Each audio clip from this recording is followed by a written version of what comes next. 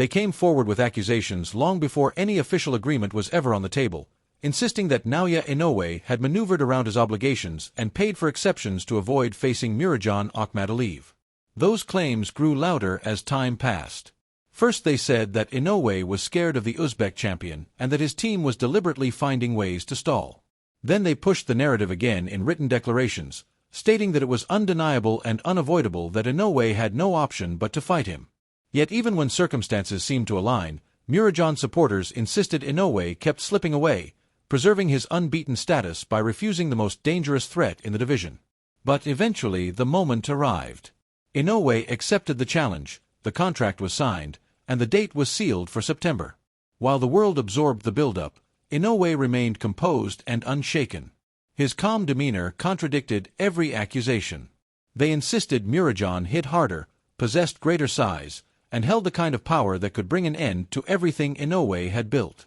Akhmadaliyev called him out repeatedly, promising destruction once they stood face to face. Still, Inoue refused to respond with emotion.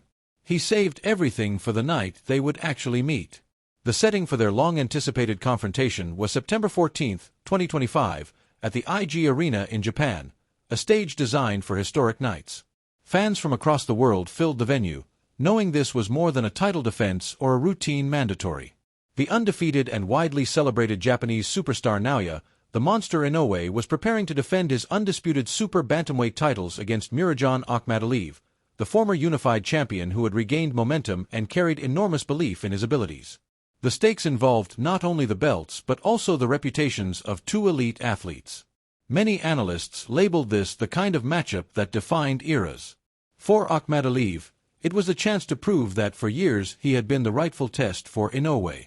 For Inoue, it was an opportunity to silence the voices that claimed he avoided the most dangerous puncher at 122 pounds. In the months before the fight, Mirajan became louder with his confidence. At every opportunity, he proclaimed his readiness. He said he would fight Inoue in the United States, Japan, Monaco, or anywhere else in the world without hesitation. His message was always the same. He wanted Inoue immediately and was prepared for war.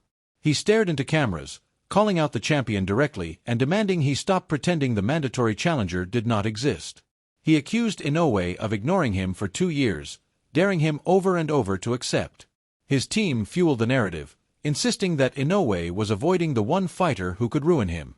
Meanwhile, Inoue stayed restrained. He did not lash out, did not defend himself, and did not attempt to counter their words. His focus hinted that he had something much more definitive planned inside the ring. Akhmadaliyev was widely regarded as one of the scariest threats in the super bantamweight division. His combination of aggression, timing, and power had allowed him to break down numerous opponents. His recent form included 3 straight knockout wins, each finished in dominant fashion. His supporters argued that he possessed exactly the right blend of pressure and force to exploit the rare moments when Inoue had been hurt. Inoue had been knocked down twice in his prior 4 fights, once by Luis Neri and once by Ramon Cardenas, yet he had always recovered and stopped both opponents shortly afterward. To Mirajan's fans, those knockdowns were proof that Inoue could be cracked.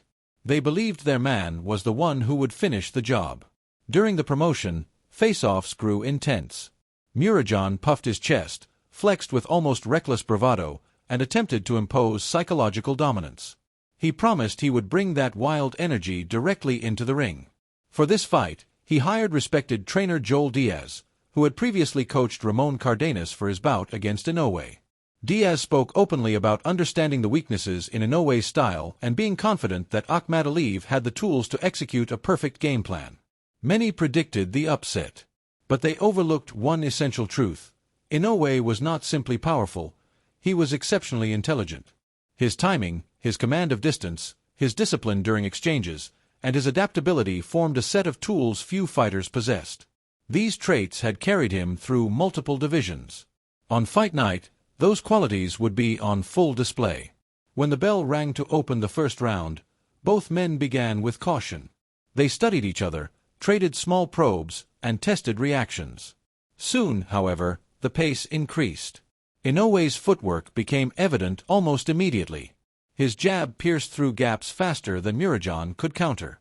Analysts noted how difficult it was for Akhmadaliyev to prepare for someone who mixed explosiveness with precise technique. Inoue stepped in and out with flawless rhythm, landing a stiff jab or quick right hand before Mirajan could set his feet. When Akhmadaliyev attempted to counter, Inoue simply wasn't there. His ability to blend offense and defense so seamlessly forced Mirajan into thinking constantly. Each time Akhmadaliyev managed to land a meaningful shot, Inoue responded with his own sharper answer, refusing to allow the exchanges to tilt in Mirajan's favor, even momentarily.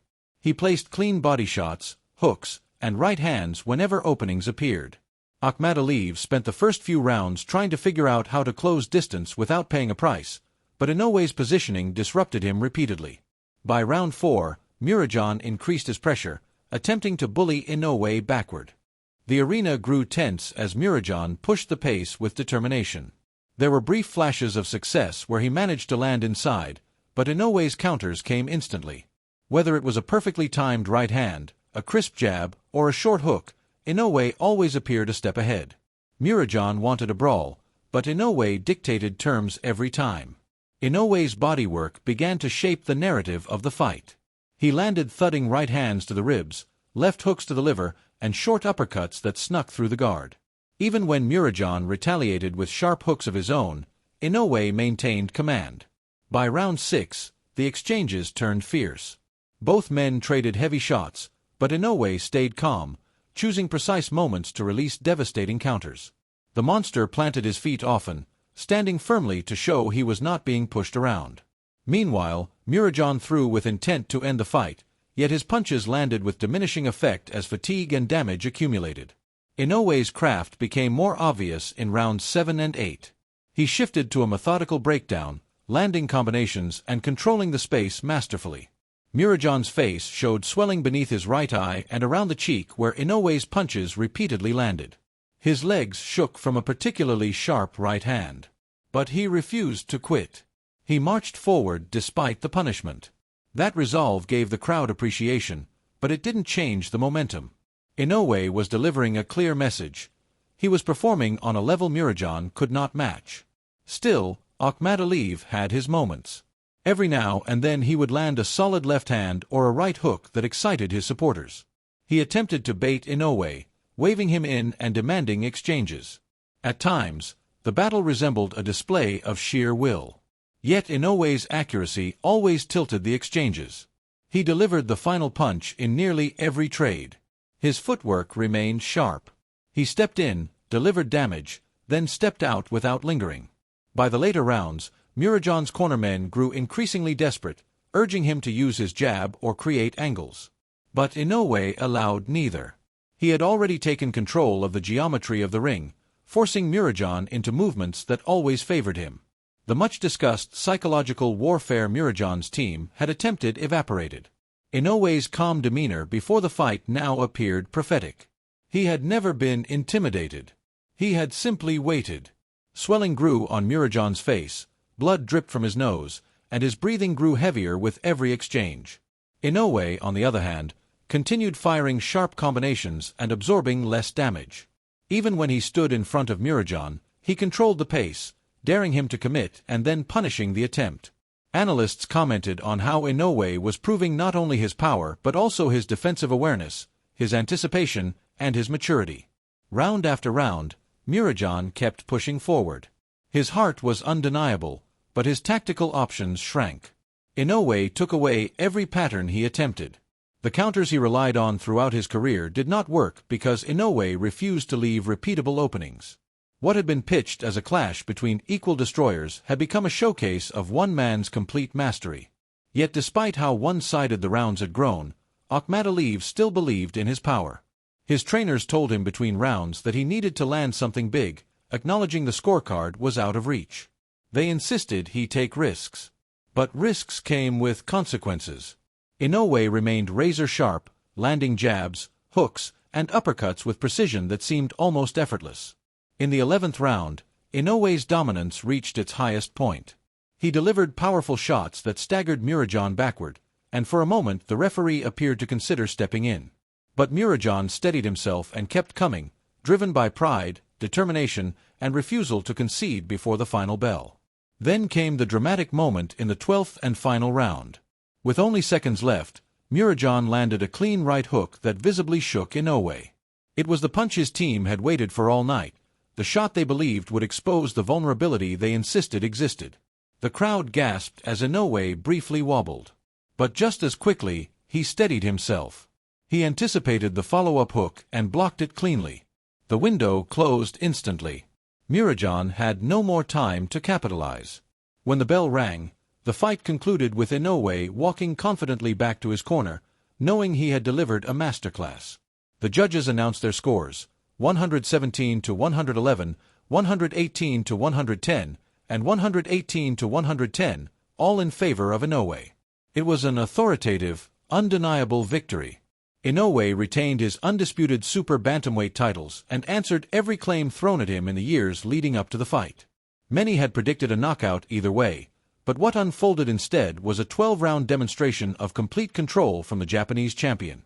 Some fans were surprised that Murajan did not deliver the explosive performance his camp had promised. Even Eddie Hearn, who had participated in the pre-fight accusations, admitted afterward that he had misjudged Inoue and praised the champion for his brilliance. Though Murajan broke Inoue's 11-fight knockout streak by surviving the distance, he endured a near shutout, and analysts emphasized how thoroughly Inoue had dismantled his strategy. Specialists praised Inoue for showing versatility, intelligence, and discipline, proving he could adapt his style to the demands of any opponent. He displayed power, precision, and footwork that resembled the attributes of legendary champions. After the bout, Inoue expressed satisfaction, saying he had proven he could fight with patience, strategy, and endurance when the moment required. Fans celebrated his victory as another monumental chapter in his career, while acknowledging Murajan's resilience and heart. Ultimately, the night belonged to Inoue, who established once more that he stood above the division, silencing all doubts and providing a performance that reaffirmed his status among the sport's greatest.